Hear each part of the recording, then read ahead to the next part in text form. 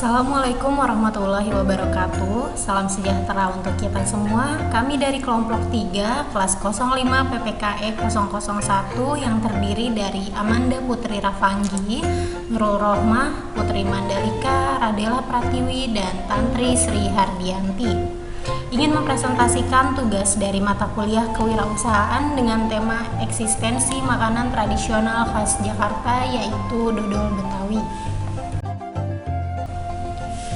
Oke, ini awal mula dari sejarah dodol.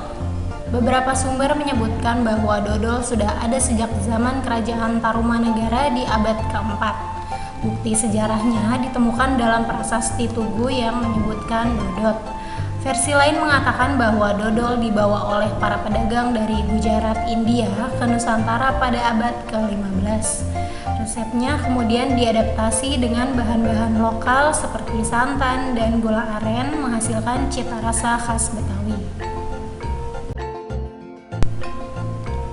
Awalnya dodol Betawi hanya terbuat dari gula aren yang dimasak dalam panci besar dan dikemas dalam daun pisang. Namun, seiring berjalannya waktu, dodol Betawi mengalami perubahan dan variasi resep serta cara pembuatannya.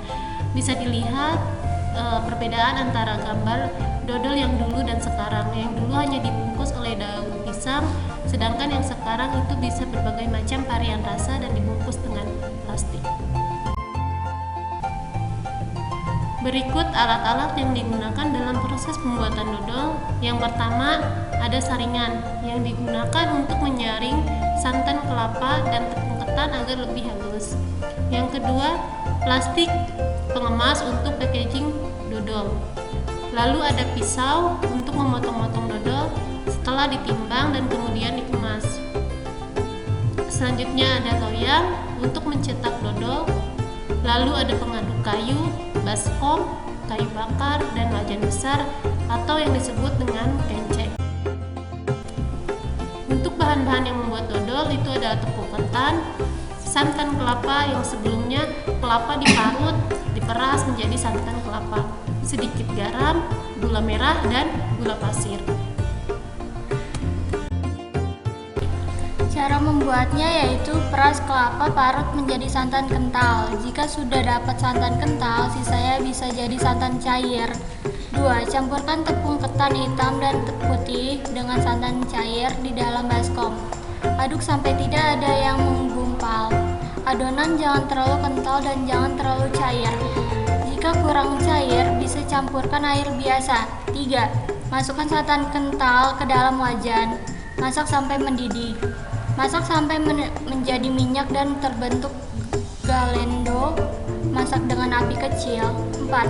Di wadah lain cairkan gula pasir dan gula merah dalam panci. 5. Campurkan gula yang sudah cair ke dalam wajan yang berisi santan yang sudah berbentuk galendo. Tambahkan daun pandan, aduk sampai mendidih dan tercampur rata. 6. Setelah tercampur, buang daun pandan. 7. Masukkan adonan tepung ke dalam wajan, aduk-aduk sampai tercampur rata.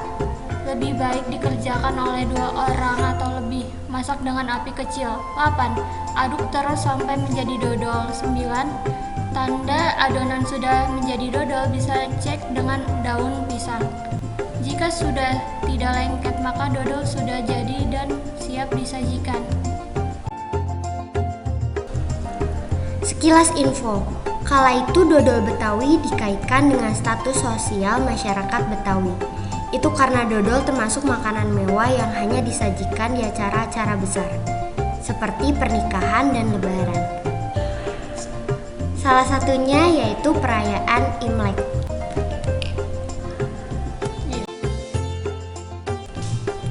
Selanjutnya, pembuatan dodol Betawi dilakukan secara bersama-sama ketika mendekati Hari Raya Idul Fitri. Keluarga besar Betawi yang dulunya hidup berdekatan saling melengkapi bahan dasar pembuatan dodol. Tentang rasa dan kesabaran. Rasa dodol Betawi ini cukup enak. Panganan bernuansa coklat gelap ini teksturnya empuk, lembut, tetapi lengket. Rasa manis dari gula kelapa berpadu dengan gurihnya santan legit sekali. Di balik rasa manis dan penampilannya yang terkesan sederhana, ada proses relatif panjang menyita kesabaran. Begitulah kira-kira kesan saat mengetahui pembuatan dodol Betawi, salah satu kuliner khas Jakarta yang masih lestari. Kemudian kita akan mengintip bisnis dodol Betawi Nyak Mai yang legendaris selama 30 tahun. Dodol Nyak Mai masih mendapat tempat di hati masyarakat karena banyak yang menyukai dodolnya lantaran masih memegang resep dan sajian original selama 30 tahun. Dodol kuliner khas Betawi yang pada awalnya hanya diproduksi untuk acara hajatan, kini menjadi usaha turun-temurun yang masih bertengger di Kecamatan Jagakarsa, Kota Jakarta Selatan. Berikut merupakan dokumentasi dodol Betawi Nyak Mai, mulai dari tempat, proses pembuatan, dan pengemasan produk. Dodol Betawi Nyak Mai ini berlokasi di Jalan Muhammad Kafi 2, RT 12, RW 8, Serengseng Sawah, Kecamatan Jagakarsa, Kota Jakarta Selatan. Terakhir, dodol Betawi harus tetap dilestarikan agar tidak tergerus dan terhimpit dengan makanan-makanan kekinian. Generasi muda berperan penting dalam pelestarian makanan tradisional dan produk-produk tradisional lainnya agar identitas suatu bangsa tetap lestari.